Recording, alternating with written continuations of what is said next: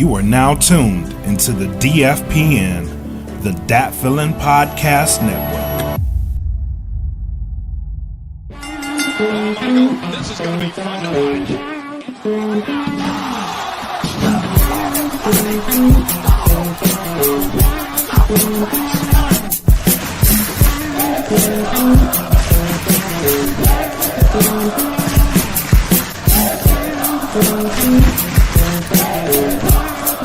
This is Wrestling with My Thoughts.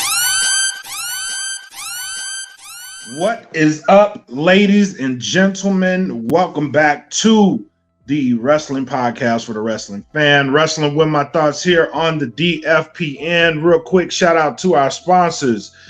Get the plugs. Go to www.gettheplugs.com. Audio Swim. Go to audioswim.com. And Premier Element UAE. Go to these sites. Shout out to our family over at Dat Feelin'. So go to the datfeelin.bandcamp.com. MRK is having MRK Mondays. So go check them out. Listen to all this music. You're in for a treat if you go there. So go to the datfeelin.bandcamp.com. Subscribe. And for as little as $3, you can get access to the entire Dat Feelin' library. Go to our Patreon. This episode will be up on our Patreon as soon as we're done. So go to patreon.com/datfeelingpodcast. Subscribe. Again, for as little as $3 a month, you can get access to all these episodes ad-free. $10 a month gets you into the drawings that we have. We should have another one coming up here soon. For the members of the Wrestle With My Thoughts podcast group, I haven't forgot about you guys. I am rocking some of the new merch. If you are into the merch thing, go to Teespring, search for Dat Feelin' Podcast. You will be able to get this shirt that I am rocking. It is now available for sale. Frank Dee actually has one coming his way for free.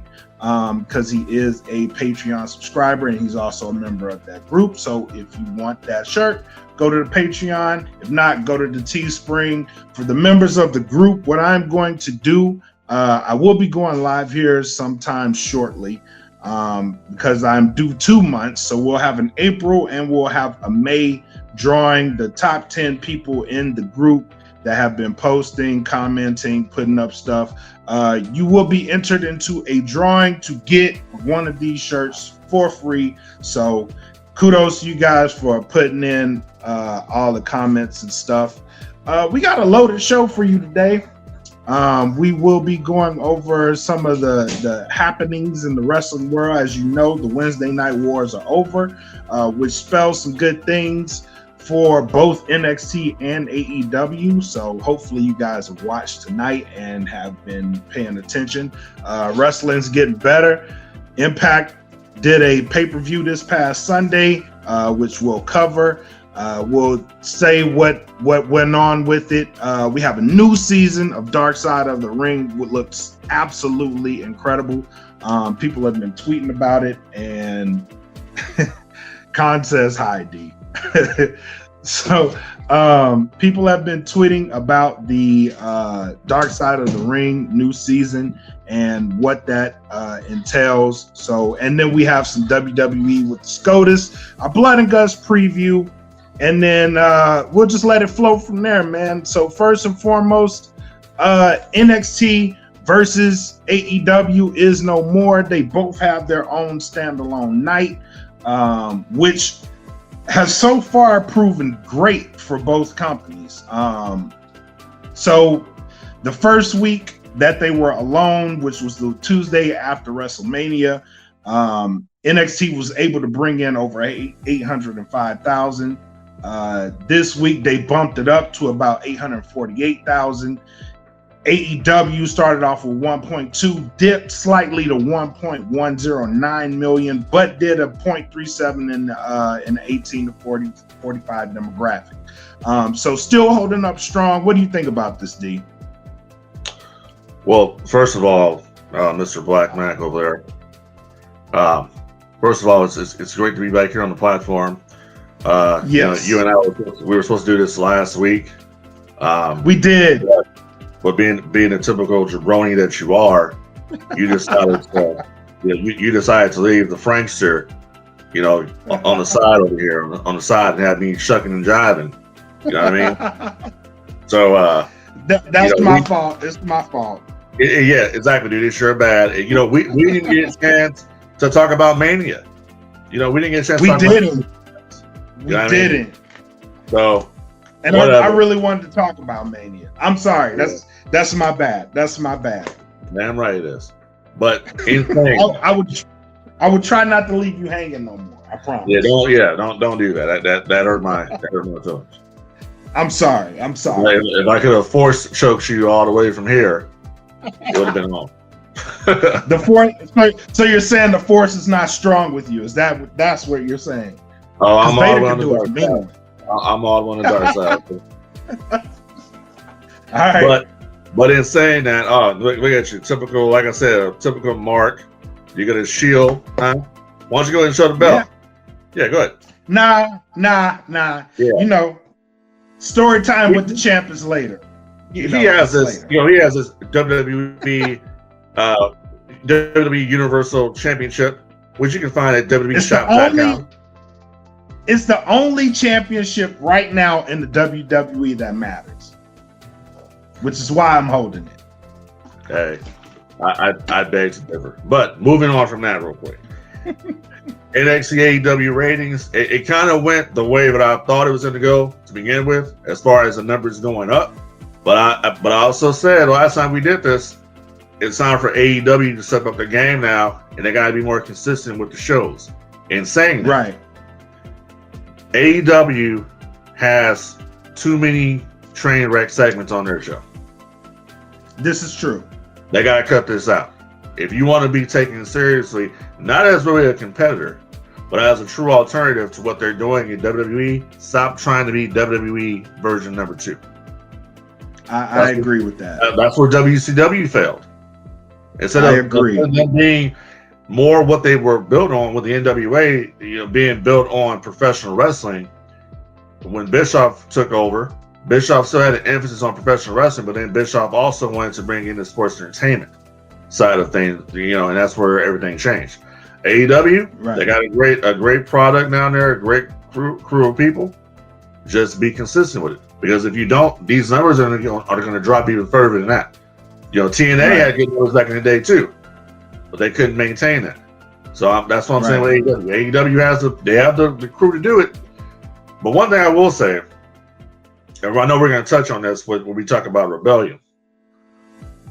We need to start seeing more of the Impact Wrestling talent on AEW Dynamite, because so far I'm only seeing when I'm looking at the show, I'm only seeing Kenny Omega on the AEW show, or they had Matt Hardy on there a couple of times with Private Party, and then in the front row you see Jerry Lynn there, Tony Khan and Tony Schiavone, and then they had Audrey out there, refereeing the other night. But where's the other side here? Why didn't Rich Swann have a chance, or Willie Mack have a chance to come over to AEW show and them get a little on Kenny?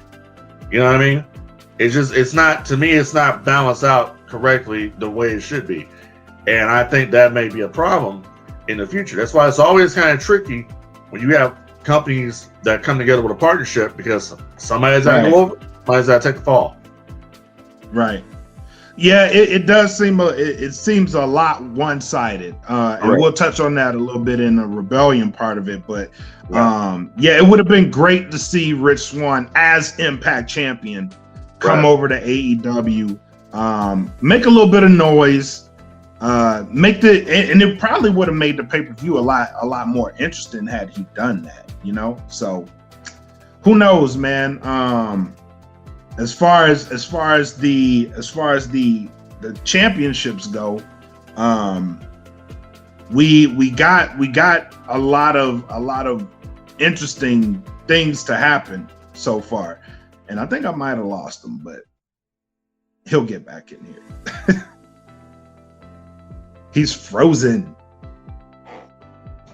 But continuing on with the AEW versus NXT ratings, he's absolutely right. they need to be more consistent, especially with all the crops of talent that they do have coming back in and doing their thing.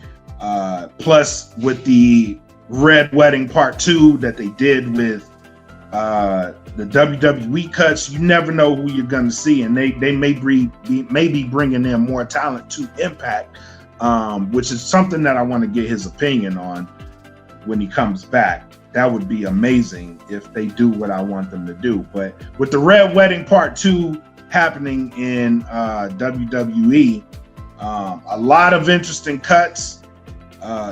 People do have places to go now. So with this AEW Impact stand-in that you have going on, it's going to get more interesting. But while I'm waiting on him, let's take a break real quick.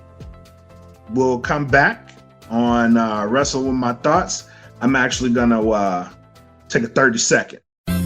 This episode is brought to you in part by AudioSwim. Go to audioswim.com today and upload your tracks for as little as $5 a track. Premier Element UAE.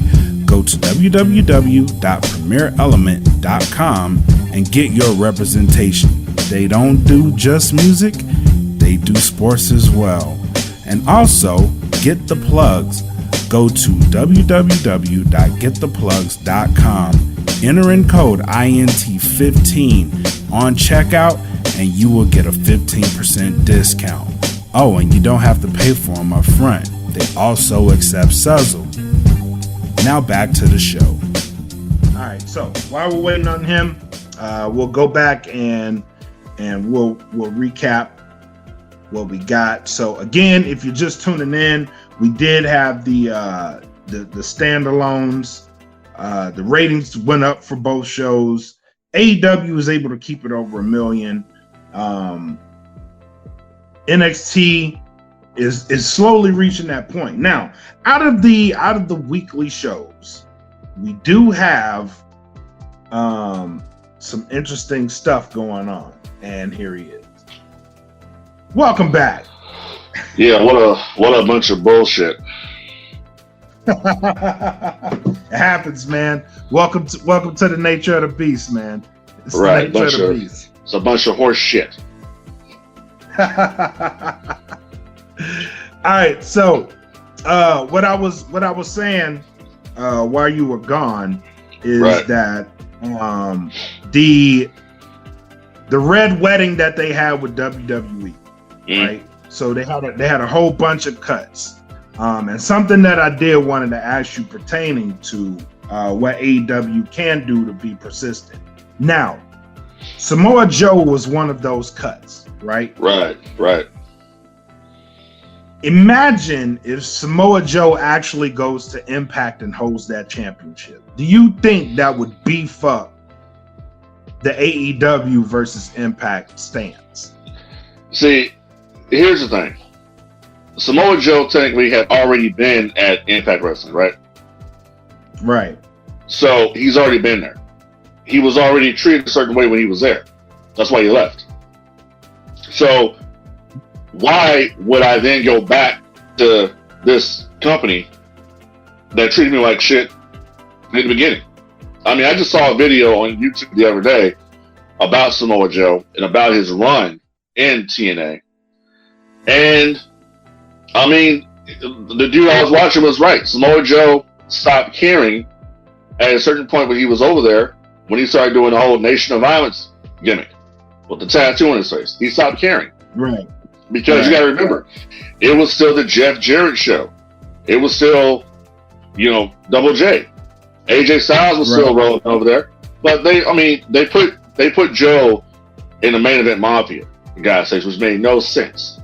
After he had been fighting, after he had been fighting on the front line. So why would I then go back to that? But things have changed now. They got a new, Anthem's come in, bought TNA, Impact Wrestling now. Maybe things change. Maybe, they can come to some type of an agreement. But I really doubt it. I really don't think Joe is going to end up there. I honestly think Joe is going to end up in AEW. I think so too. But I would like to see him at least, because the management is different. His run wasn't that great in the TNA Impact, but new management, and I think he's at a point where the company can stand with him as the front man, possibly champion. Him versus Kenny Omega would be a fucking mega hit. Joe versus anybody would be a mega hit. It would be a mega hit, yeah. It would be a bigger hit with anybody that Joe wrestles if Joe can remain healthy. That's the issue. He does. That's the deal. He needs to be healthy. Yeah. Right. So now, and I think he can. I think he can too. I wholeheartedly think he can, and I think that would be amazing with him. Now, so let's talk some Impact Rebellion. Okay. What did you think? What did you think of the show? I thought the show was good for what it was. You know what I mean? But the show was built around the main event, and the main event was Omega versus Swan. That's what it was all about. Right. It was about AEW versus Impact Wrestling, AEW versus TNA. You know what I mean? Because they got the TNA Championship out there as the Kenny has all the belts. So I thought it was good for what it was. But I'd like to see, like I was talking about a little while ago, I'd like to see some of these TNA Impact guys go over on the other show now.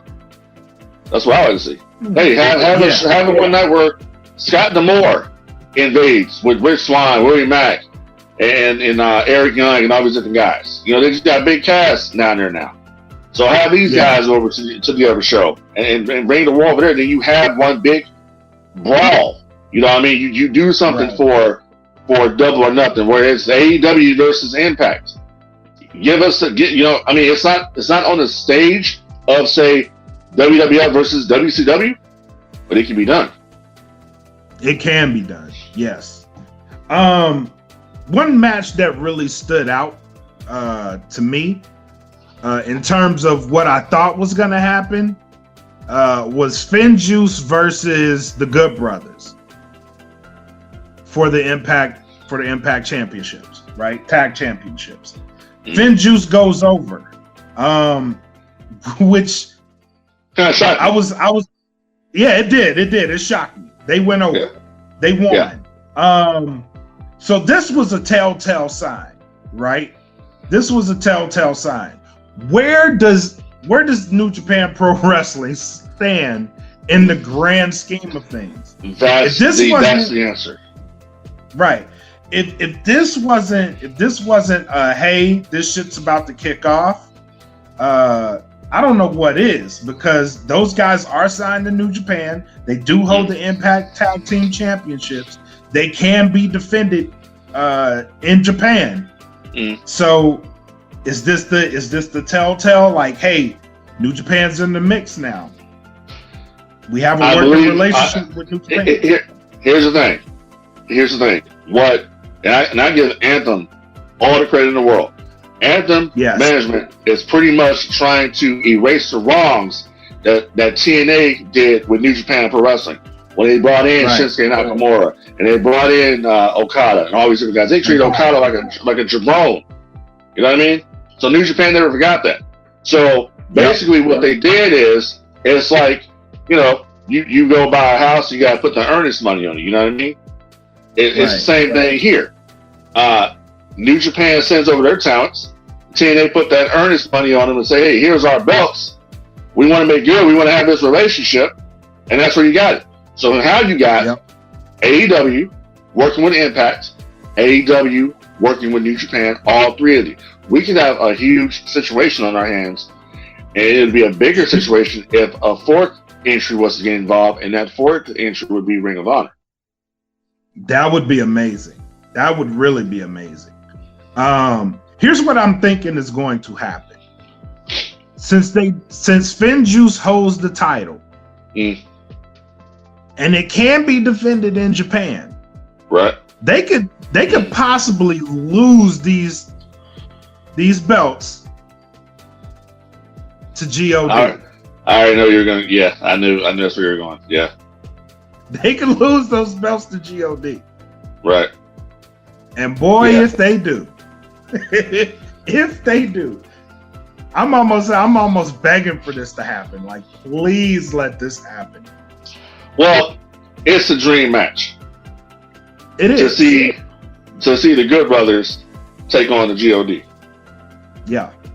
And to have the interplay with the Bullet Club, which is still around. They're not.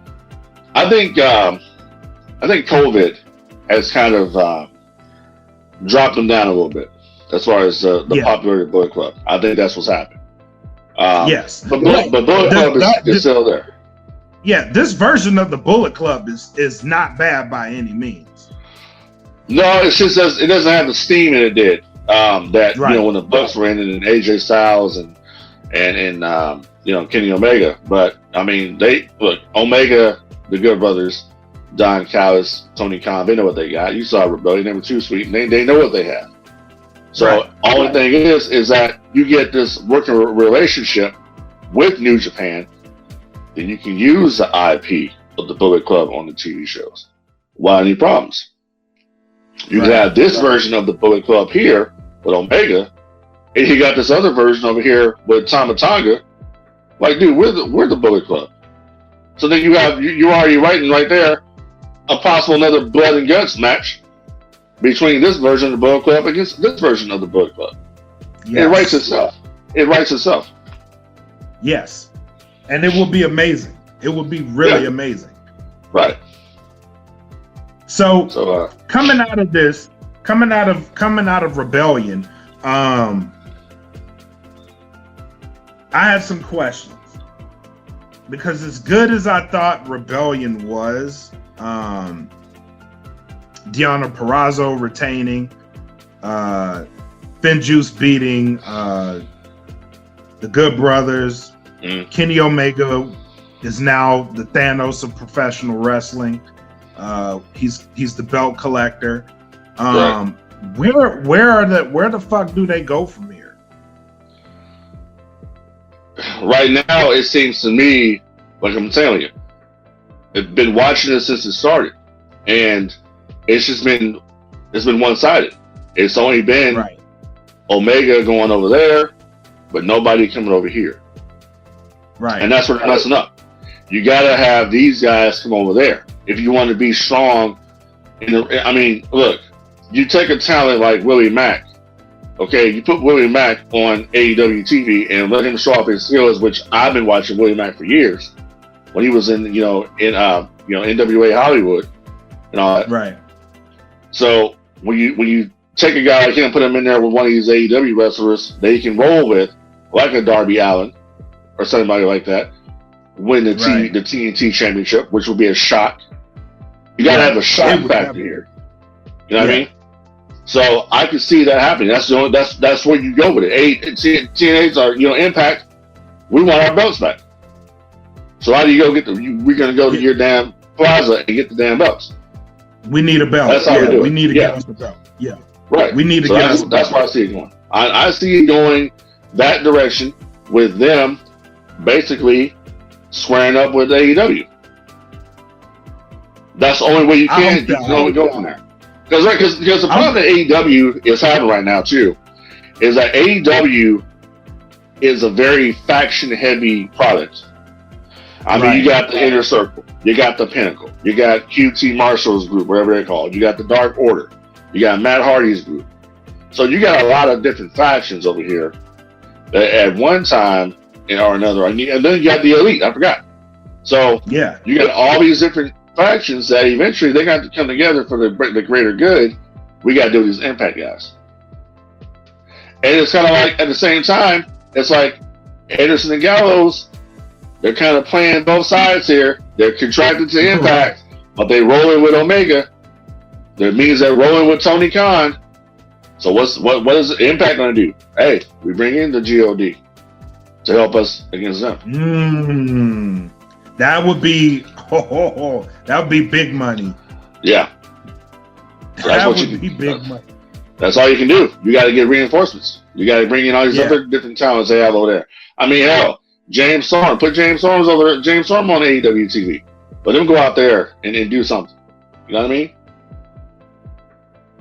Yeah, I mean, there's so many ways you can go with it. There's so many ways you can go with it, and it all practically writes itself. Now, I think AEW would do the smart thing and listen to the fans in this case and give us what we want. So I'm pretty sure something big is coming.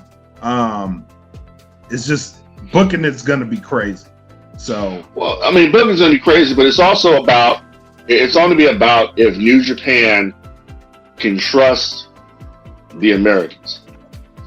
Can we trust Omega? Can we trust Omega? Can we trust AEW to do the right thing? You know, can we trust Impact Wrestling to do the right thing? That's what it's going to be. And I think that with, you know, FanJuice going over and getting those belts, they mean business. Because if they would have brought FanJuice in there to bury them and basically get their ass beat, that would have been different. But New Japan was, we made a mistake. Right. That didn't happen. Right. And I think that was a good move for Impact to let them get it over too. So I was shocked at the end of that match. I was like, holy shit. And then I was like, whoa, what is gonna happen after this? And I will say, I've not always been a Rich Swann fan. I didn't like the gimmick. I didn't like the look. Mm-hmm. But he impressed the hell out of me the other night with that match with Omega. Yeah, that match was great. By all accounts, that match was great. And Omega put him down. I mean, it took 2 V triggers. 6 V triggers? Yeah. Yeah. Now he hit him with 6 of them. Yeah. And it was like he wouldn't stay down. Very, very great outing for Rich Swann. And he did an interview like a couple days before that match talking about the importance of it and what he was looking to do. And out of it came a lot of believability of him doing that interview. So he made it believable. His performance definitely made it believable. And up until the end of that match, you pretty much didn't know what the hell was going to happen. So that was a great piece of storytelling in that match. Like going into the match, I was pretty sure Kenny was going over, but that interview and that match put together, I was like, hold on, like they're actually telling the story right now. You had no choice but to put Kenny over in that situation. You had no choice. You did. Yeah, you had to put him over because if you didn't, people were like, "Well, who the hell is this Rich Swann?" And I'm like, you know what I mean? So you have to, you got to put him. You had to put him over. It's incredible to me that Rich Swann even had the Impact Championship to begin with. I mean, he was pretty much treated like a jabron in WWE when he was up for that cup of coffee. You know what I mean? So the cup of coffee in the big time. Yeah, the cup of coffee in the big time. You know, reaching for that quote unquote brass ring. So hey. I mean, So he had potential. Like even in NXT, he had potential. He was the cruiserweight champion, but I don't think WWE seen him as a main guy. Not like he was at Impact. He would have never got looked at like that. Not in WWE. No, and it all goes down to, honestly, it goes down to the look, just the way he looks. Mm-hmm. You wouldn't take him as being, and that's no knock against him. It's just you take a guy that looks like him, and I'm not going to push this guy to the main event. I don't give a fuck about his talent. You know what I mean? I'm not going to push this guy on my television. And Impact was like, no, fuck you. We're going to take this dude and we're going to do something with him. Exactly. Yeah, and he beat Moose. He beat Moose to win. That's another guy, Moose, that can fit into this equation and go over there and fight, to fight AEW. You know what I mean? Yeah. Because what's happening here, you also have to realize eventually Impact Wrestling is going to have to start having an audience in their shows. Okay? So the fans are going to come back eventually. All right? Hopefully sooner rather than later. So what you got to have here is who's going to be the heels, who's going to be the faces of this situation. Because if AEW is invading Impact, they're going to like the bad guys. If Impact invades What's good, people? It's the homie Mac, aka your boy, and hold on real quick, let me turn this down a bit. Alright, there we go, that's better. Yo, so y'all caught me in the middle listening to one of the many Dat Feelin exclusives available only to Bandcamp subscribers. To get this track, along with the others, go to www.datfeelin.bandcamp.com and sign up for only $3 a month. Not only are there bonus tracks, but full albums that haven't been released to the general public, and new music being added regularly. So head over to www.datfeelin.bandcamp.com now and do what you gotta do to hear some dope music. Alright, I'm done with y'all. Back to my vibe. They're gonna like the bad guys. But if you got New Japan coming in and wants to kick both their asses, there you go. Yep. Well, yeah, you can have them squabble a little bit, and then Impact. I mean, New Japan just comes in and wrecks everybody. Yeah, the money in this equation, honestly, between these two companies, the money in the equation is New Japan. Oh yeah, definitely. Because I want the world to witness what happens in New Japan Pro Wrestling, because we've gone to shows, New Japan Pro Wrestling shows. Yep. Hands down, some of the best live wrestling I've ever seen. I've never seen anything like it before until we went to that show they had in Long Beach. I've never seen the strong style of professional wrestling, and it was some of the most hard-hitting action I ever saw. And I'm like, this is the shit right here. But you see that strong style every week. You see it on NXT. You see it in AEW. We've always seen it in Impact. And then it's been there at Ring of Honor as well. You know? Right.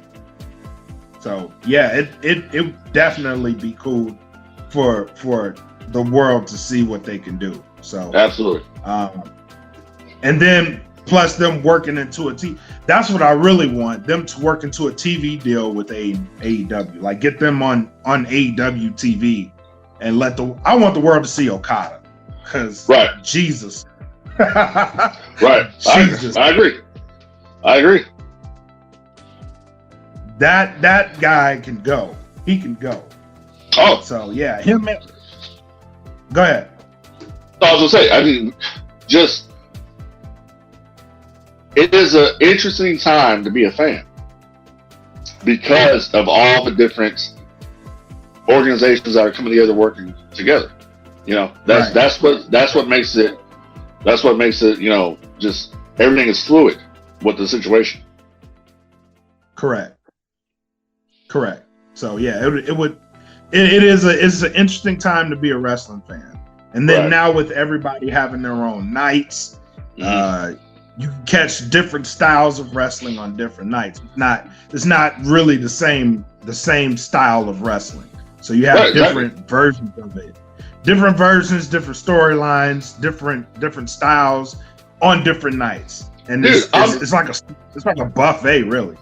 Like literally since we've been here in Texas, you know, waiting for our house to be done.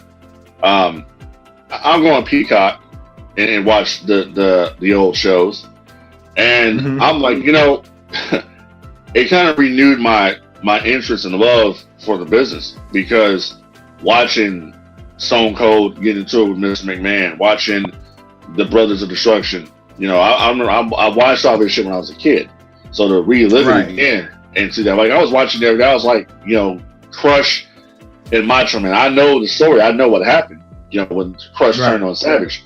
But I'm like, damn, I gotta watch this, you know, because this is some good shit. You know, I was watching the other day. I posted in the group. I watched Terry Funk on Shotgun Saturday Night with Someone Go Steve Austin. And I remember when it happened. You know what I mean? So it's all good, man. It's like, you know, when people say it's a good time to be a wrestling fan, they're not lying. It is a good time to be a fan. It definitely is. Definitely. Yeah. So speaking of good segue too. Speaking of back to the old days, there's a new season of Dark Side of the Ring coming out. Pretty loaded show, pretty loaded season. They're kicking off the season with Brian Pillman, and I am very interested in that story, and what happened with him. They really do some good documentaries. The one they did on Chris Benoit was obviously much talked about. The Bruiser Brody story was talked about, and they went into detail on that. So I'm very interested in seeing. So the two I'm looking forward to out of this season is the premiere show, Brian Pillman, and the Ultimate Warrior, who's also going to be on this season. So what are you looking forward to out of the season? Well, I'm looking forward to the Ultimate Warrior. I was a fan of the Warrior when I was a kid, and then I, got older, realized what a piece of shit he was. But nonetheless, I'm looking forward to that one. But they also have A&E has been doing some biographies lately on WWE superstars, and one of them is going to be So I just watched the Stone Cold Steve Austin biography when it dropped. That one was pretty good. They just did one for Roddy Piper. I think it was last night. I didn't see that one. Yeah, they got Macho Man coming up. They got Ultimate Warriors coming up. They also have Shawn Michaels coming up. Wow. Yeah, so they're doing a lot of stuff right now with these superstars. So, but yeah, I'm looking forward to the Pillman, especially when they explore the whole loose cannon gimmick where he was pretty much working everybody. And I, just watching the shows and just the quality of work that they do on Dark Side of the Ring, the amount of detail they go into, especially with the Benoit murder suicide, and then what they did with Owen Hart's story. Yep. And they had the kids on there, and I remember Martin Henry saying at the Hall of Fame that Oj should be here and all that. And I got to watch the documentary when Oj was talking. Oj doesn't want to be there. He don't want to be there. He's not even a fan of professional wrestling at all. I think why the hell are you guys doing this shit? That's pretty much what I got from him. Right. He just he's a smart guy, he's a doctor and all that. So he wants something to do with it. He doesn't want to go up there. The only memories he has of his dad with wrestling is him dying. That's a horrible memory. That's a horrible way to remember your dad. Yeah, and just to know that Martha took the kids up there to the catwalk where Owen fell and all that, and to look down, and he was like, he must have been terrified to on his way down. So it's like, I mean, hey, it sucks that Owen probably will never be in the Hall of Fame. But he's in other Hall of Fame because I think Martha will have things to do as far as with other wrestling companies with regards to Owen, but she will never have anything to do with WWE. I think that's where it comes down to. If AEW said tomorrow we want to put him in the AEW Hall of Fame, or Impact wants to put Owen Hart in the Impact Wrestling Hall of Fame, I think she'd go for it. She would be okay with that because it's a genuine thing. They, what I'm saying? It's not like WWE. She still has a lot of animosity against them for how they handle the situation. I don't blame them. Yeah, no, and you could see it with some of the Hall of Famers. It's like a cash grab almost. So I don't blame her for feeling that way. Hopefully they can mend fences because he does belong in the Hall of Fame. He really does. I mean, I'm looking like this, dude. I mean, and like I said, we didn't even talk about this, but I gotta get off I gotta just say how I feel about it. So say what you feel. Yeah, so we were talking last time. We were talking about the Hall of Fame and all that stuff, and I said, these guys deserve to come out to WrestleMania and get a pop and whatever. Okay, and this is one thing I take away from this. I really honestly think that Hogan is done, brother. Like, whoa, hold up, back up. Why are you saying that? he doesn't have the same appeal that he once had, because I think it's just too much crap that surrounds him. You know, Hogan's even mentioned himself in different interviews he's done. He said he doesn't understand how come the wrestlers are not so forthcoming with him when he comes to visit. He says, you know, Seth Rollins come talk to him, and, you know, some of the guys will talk to him, but a lot of people are kind of standoffish when he's around, and he doesn't understand that.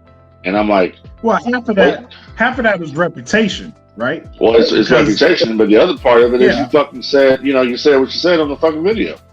So people aren't gonna forget that. So it's kind of like when I'm out there, when I'm watching the show, and he's out there, you know, doing, oh, well, let me tell you something, Titus. And I'm like, you know, this shit is tired, man. It's like this shit is corny as hell. Like you're now becoming a parody of yourself. Of yourself. Yeah. Yeah, it's a parody now. When you came out the other night, you were Hollywood. You could have kept the fucking belt back there, but you came out as Hollywood, NWO, with the black beard and all that. Hey, that was cool. You know what I mean?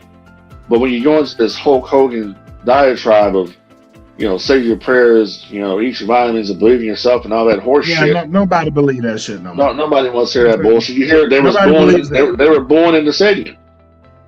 You know what I mean? So it's a parody.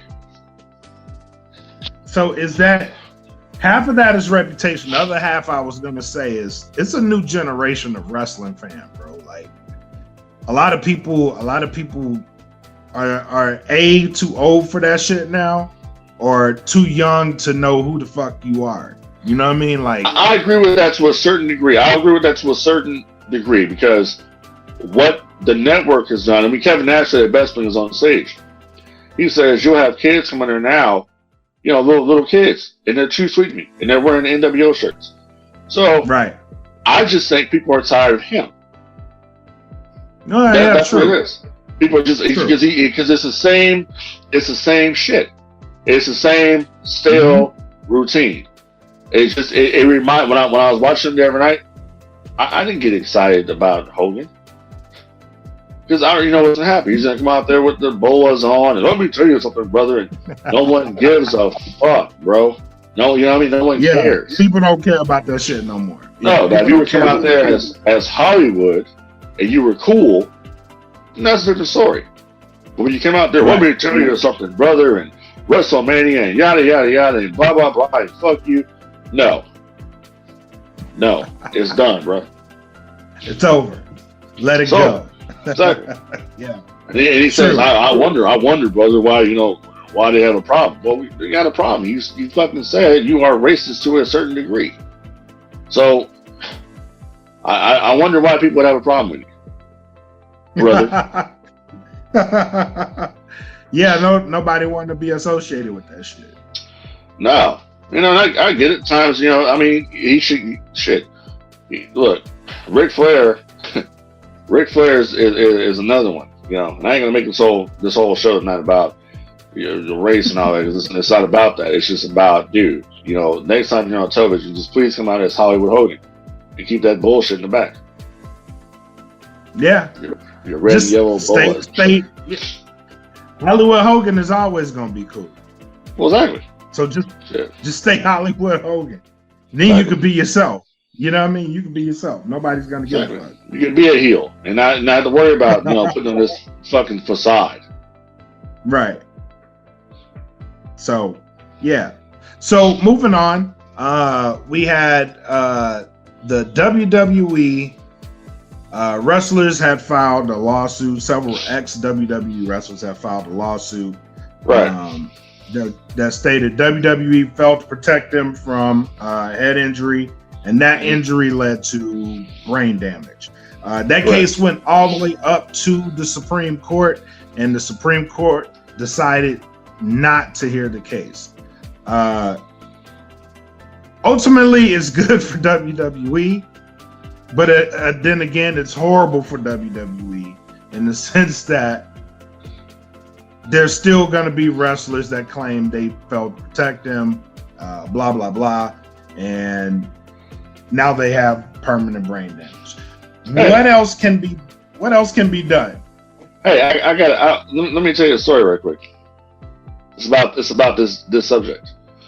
So, me and my partner, friend of mine, his name is Steve Yurick, and we used to do a podcast. Used to do a podcast for his website Yurick.net.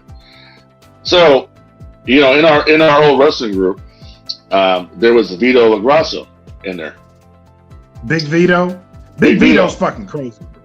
Yeah, Big Vito's in there already, bro. Yeah, but I had to shut him down. About something. So, you know, Vito was one of the people that was involved in this concussion lawsuit and all this, right. You know, shit. Which he's alleged about shit for years too. Yeah, but so I asked Vito, just asked him a question. You know, he was up there going on and on and on about WWE, right? So I say, hey Vito, I said, were you also going to go after Turner Broadcasting and Paul Heyman as well for the injuries that the injuries that you sustained in their rings? You know what he told me?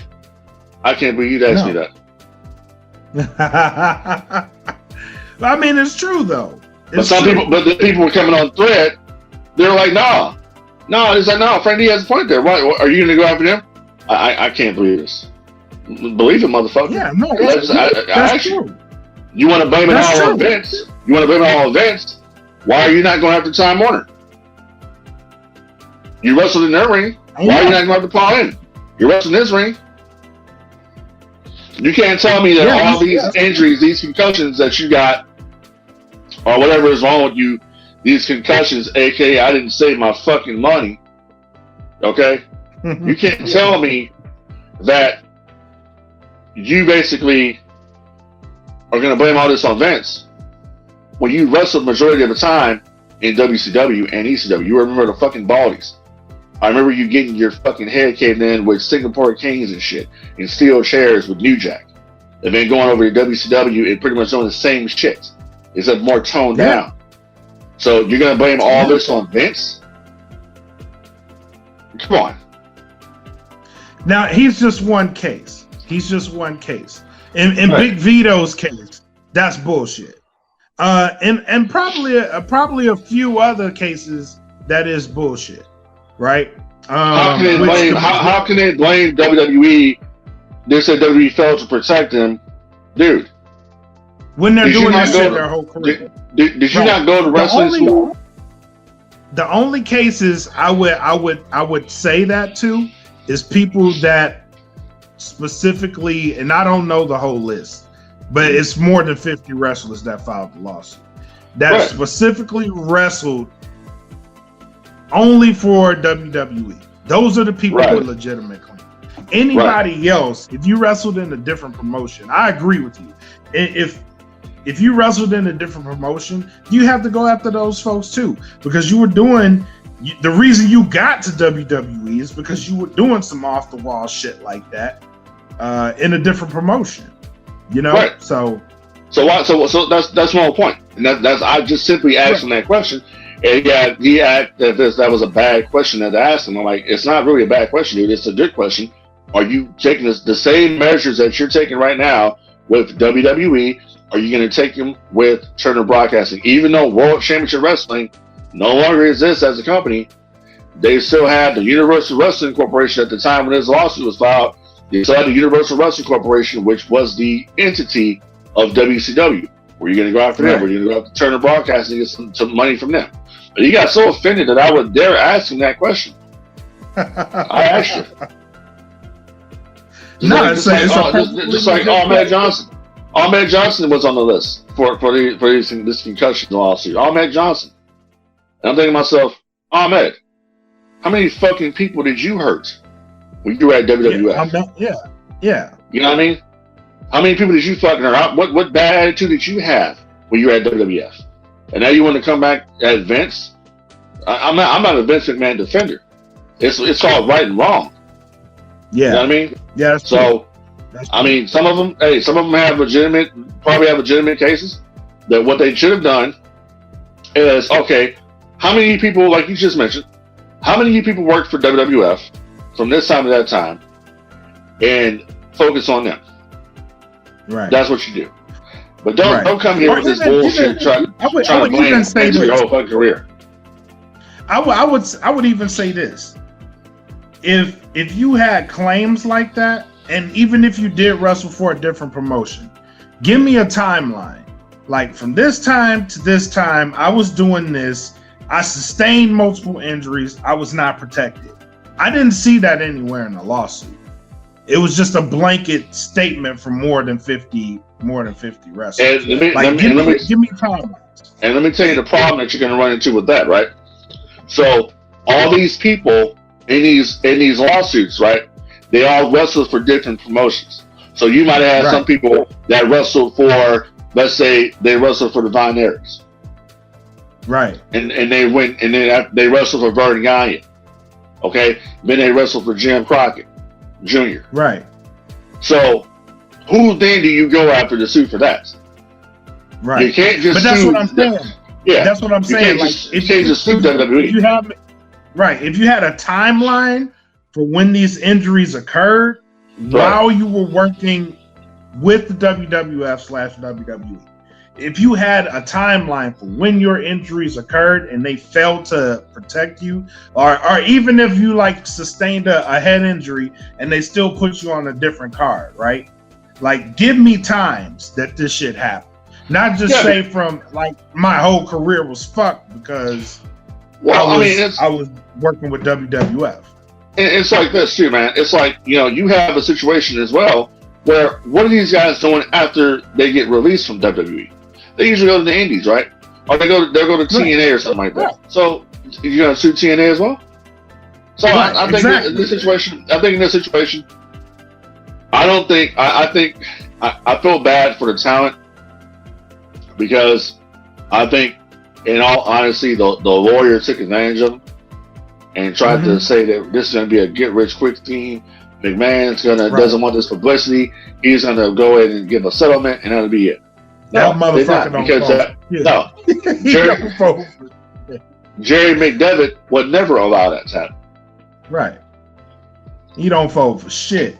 But I agree with you there too. I do feel, especially the talent that had legitimate cases, right? Right. Like it was blanketed, and that fucked a whole bunch of them because the people with real legit cases, now you're grouped and you're grouped with them, and that shit is a fight. You know what I'm saying? They had Barry Darsow, for instance, Demolition Smash. Barry Darsow was on that list. Mm-hmm. Yeah. Barry Darsow should be going after Time Warner because what was the last part of his career spent? It was in WCW. Yeah. I mean, shit. Demolition Axe, Bill Eadie. Hey, he was in the Federation, but he left because he had the whole. He was allergic to shellfish. Had that whole thing going on. That's when they brought in Brian Adams, brought him in to be crushed.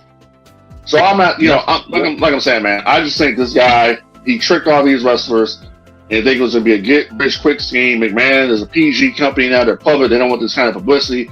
They're gonna fold, right? And that's not what happened. I feel bad for it. And I think if they, my opinion is this: go out there and get a legitimate lawyer that's actually going to go out there and fight for you, and we might see something different. I don't think WWE should be let off the hook for nothing. I just think they need to go. I think they need to go about doing it a different way. You need to not only sue Vince, sue all these other motherfuckers, sue Time Warner. They'll fold. I think that case would have been right. That case would have been a whole lot stronger had they did that. Right. Because now you're going after multiple companies. Exactly. Yeah. Yeah. That case would have been a lot stronger. Right. So I should say, dust it off, man, and try it again. Yeah. Shit. And then go after everybody in the second lawsuit. Go after everybody. Right. So, yeah. So, well, that's a great segue from head injuries to a whole event that's probably going to be full of them. Blood and guts. Yeah. It's going to be a one-match show. I think that's next week, right? Yes. May the 6th? I think that's next week. To hear these episodes completely ad-free, go to www.patreon.com/datfeelinpodcast. Subscribe today for as little as $3, and you will get all these episodes ad-free. Again, that's www.patreon.com/datfeelinpodcast. Now enjoy the rest of the show. Yeah. So that's going to be a whole event in itself. So we have the Inner Circle going up against Pinnacle. Right. Which, let me talk about Pinnacle. They need to get Shawn Spears the fuck out of Pinnacle, bro. They need to get him out of there. Really? Yeah, man. Yeah. They need to get him out of Pinnacle. Why? I am not a fan of Shawn Spears and Pinnacle. He's great, don't get me wrong. I just don't think he belongs in Pinnacle. Shawn Spears needs to be on his own, man. Well, let me tell you something that's wrong with Pinnacle, right? I know where you're going. I know where you're going, and I agree. Before you go there, I agree. I don't think you know where I'm going. I know where you're going. Go ahead. So, a few months ago, they were teasing this storyline between Wardlow and MJF, where Wardlow was basically doing stuff that he had no choice but to do it, and then he does it, and then they just drop the whole angle. So my point is that the entirety of the group, when he says, "Oh, I was building my own Inner Circle," when the fuck were you doing this? You know, and all of a sudden now Wardlow is on your side, which Wardlow, if they had done it, because MJF had so much heat, if they would have kept this going, then they would have been like, you know what? This dude here is going to be fucking Batista. We're going to do this whole evolution thing where Triple H turned on Batista, and basically with Wardlow is going to continue to get fucking shit from MJF until he says, "Fuck you, then I'm done," and power bombs the shit out of MJF. You imagine what kind of fucking pop that would have got if they had a crowd there? That would have been a pop. I agree. So, I already said I agree. To me, the original Blood and Guts match was supposed to be Inner Circle versus the Elite. Yes. That's where it was going. And they brought Pinnacle into this, which I'm like, you know, if they had been smart about this, they would have said, you know, we're going to have Blood and Guts. We're going to say Blood and Guts for a pay-per-view. And we're going to call it Blood and Guts. Okay? Let's make some money with this shit. Right? Why are we doing this for free TV? Have we not learned from Goldberg versus Hogan on Nitro?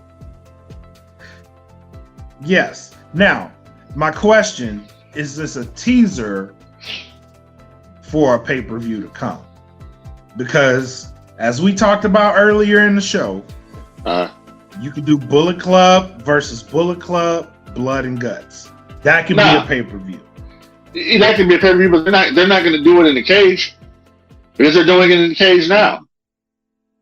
So the next time if Impact, or not Impact, if AEW, look, WCW would only do War Games one time a year, and that was in the fall, at Fall Brawl. That's the only time they do it. So we're not going to see another cage match in AEW until probably next year. This is double cage. This is true. You're just like we won't see any more rings exploding until next year. We don't need to see that shit no more. Right. Well, yeah. But yeah. It was cool. It was cool for that one time. Don't do that shit no more. Don't do it no more. It's done. So I think ultimately with Blood and Guts, I honestly think it's going to be a pretty damn good match. Because you got a bunch of dudes in there. I know you know, Sean's, but you got a bunch of dudes in there that can work. So it's going to be good.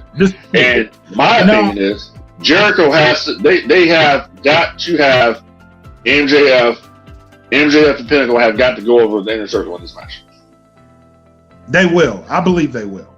If they don't, it'll be all for nothing. Yeah, I think they will. What I do want to happen, and yeah, I shat on Sean Spears a little bit. I think for this match though, he's good. But I think for the Pinnacle as a whole, it's just in my brain. I see the 4 Horsemen plus 1. I think in my brain. So I'm seeing MJF, Wardlow, and FTR. Right? Okay. I'm seeing those 4 guys. I'm seeing those 4 guys. Let me ask you a question. So I hear what you're saying, but let me ask you like this: when you look back at Evolution, you had Ric Flair, Triple H, Randy Orton, and Batista.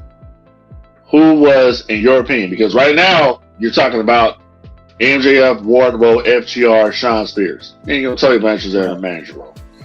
Right. But with Evolution, right? Who did everybody say the wink was in Evolution? The wink was? Who did everybody say the weak link in Evolution was? The weakest guy that wasn't going to be shit.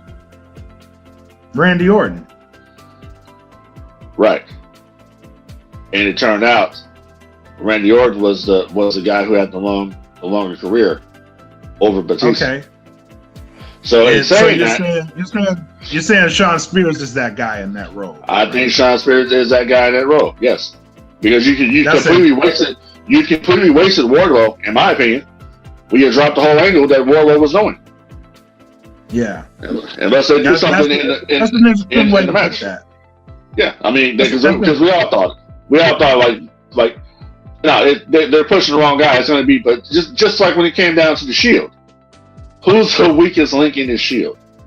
Oh, Seth Rollins. Seth Rollins was the weakest link. Oh, Seth Rollins. Seth Rollins was the one they pushed. Roman Reigns was the second one they pushed. Dean Ambrose was not pushed like that. Pushed at all. Yeah. It's like if you look at the NWO, the original 3, Hogan, Hall, and Nash.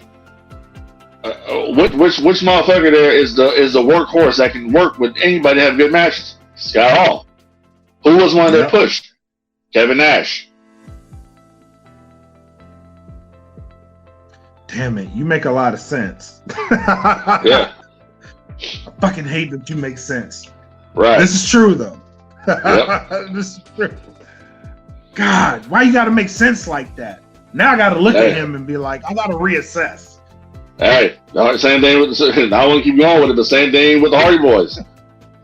Who was the one that was the most popular? Jeff. Who was the one that could work? Matt. You know what I mean? Yeah. Damn it, you make a lot of sense, man. Now I gotta reassess it. Because historically, that is very fucking true. Yep. Because everybody you said, I'm like, that's the wink link. Push. So that's the thing about that. That's the interesting thing about, say, like the 4 Horsemen, right? Because there's been so many different versions of the Horsemen, you know. And I'm not gonna rag on them. It's very sad what's happening with Steve and Michael right now. Oh, Mongo, yeah. Shout out to very sad. Yeah, I saw that. Yeah. But in saying that, Michael sucked ass when he was in the ring. Mongo was fucking. Whoa. He was horrible out there. He tried, but he was fucking terrible. Bad.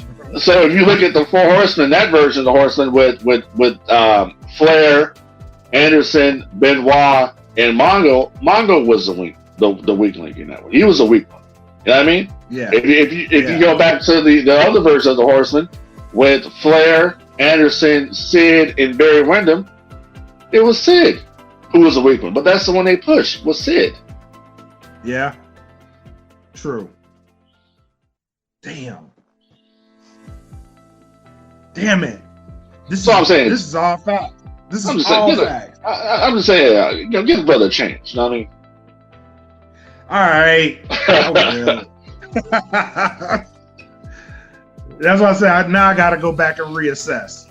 Exactly. Because he's going to go out there, he's going to tear it up, man. I think he will get pushed. I think he'll get pushed massively. And his wife is a free agent. So. Right. Who's his wife again? Peyton Royce. Oh, copy. Okay, gotcha. Yeah. So yeah, she's obviously going to end up at AEW. Obviously, I think her. Wherever she goes, Billy Kay will follow. Watch. Yeah, I think Billy Kay. I think Billy Kay end up going to Impact. Honestly, I don't know, man. I don't think she's gonna be one that's from her bestie. Really? I mean, they do have a working relationship, but I think she's gonna be AEW. Okay. Because AEW needs help. They're doing okay a little bit, but once they get that dude out of the women's division, they'll be fine.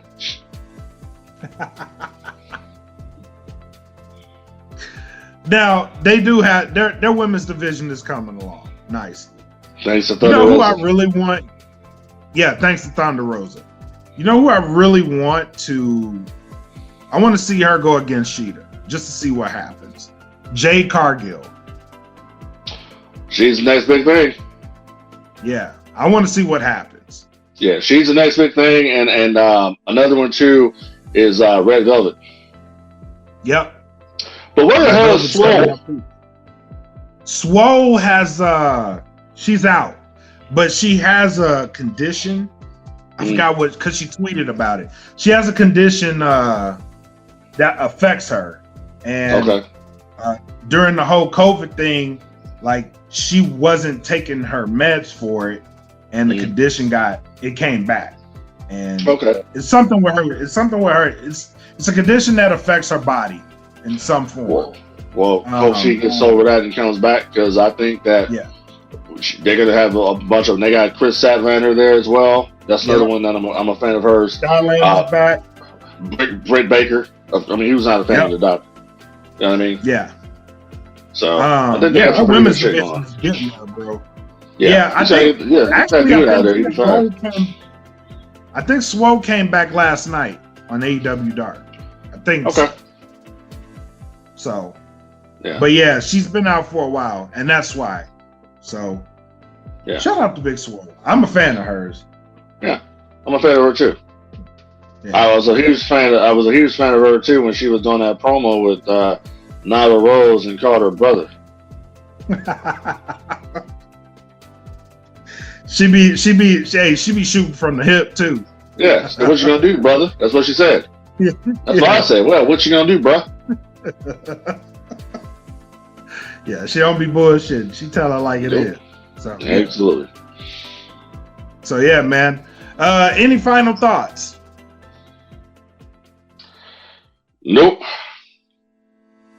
All right, cool. Not this time. Not this time? All right, cool. So shout out to the DFPN for the platform. You know what? Hold your horses there real quick. Go ahead. I'm gonna shoot on something right quick. So I went to this place today, called Bill Miller's Barbecue right here in San Antonio. What a bunch of bullshit. What a bunch of bland bullshit. All right, potato salad, bland, no fucking flavoring. I had to dilute the shit with barbecue sauce. It's okay. We'll be there soon. Yeah, well, yeah, but it's just a bunch of bullshit, right? So you got bullshit like that. I'll order a chicken Alfredo from Domino's, and they don't put no fucking sauce in the shit. Just dry ass penny pasta. Bro, Domino's is trash anyway. Oh well, look, listen. You don't got that many choices. It's either that or you got, sometimes I'll cook here, but a lot of times I don't want to do that. I just, right. I got other stuff I'm doing. So you got Whataburger, okay? Taco Cabana, shit like that. But I'm like, man, I mean, the brisket was cool. I forgot to tell you, Mexican food outside of California ain't that great, bro. Oh no, Taco Cabana is the shit. Oh, okay, cool. Yeah, it's the shit. Okay, it's the shit because we actually have real ones that migrate over here and start their business. Oh, okay. Oh, hold up. What's the name of that again? Taco Cabana. Taco Cabana. All right, I'm a log that. I'm a log It's that a down. shiznit. I had when we first got here, I had a quesadilla. It was the size of a fucking pizza, and I was like, "Damn!" I took a picture of this shit. You know what I mean? Because I had never seen anything like it. So, yeah, man. But you know, Bill Miller's barbecue. I'm gonna give that shit a thumbs down. It was garbage. It was a bunch of bullshit. Yeah, not all barbecue is good barbecue, man. So Nah. Nope. Surely is not. But other than that, it's another day here in Lone Star State, and we're still draped up and dripped out. God damn it. You know what I'm talking about? But yeah, man. Thanks to the DFPN for the platform. Thanks to the wrestling fans. Tune in next time. This is Wrestling with My Thoughts here on the DFPN. Don't forget, we are on Patreon.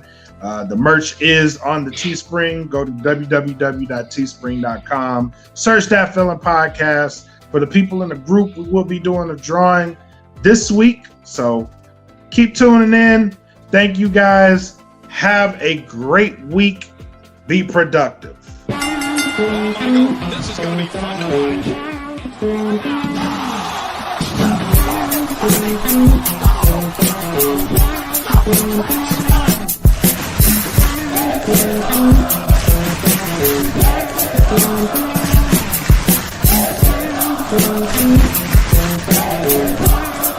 This is Wrestling with My Thoughts.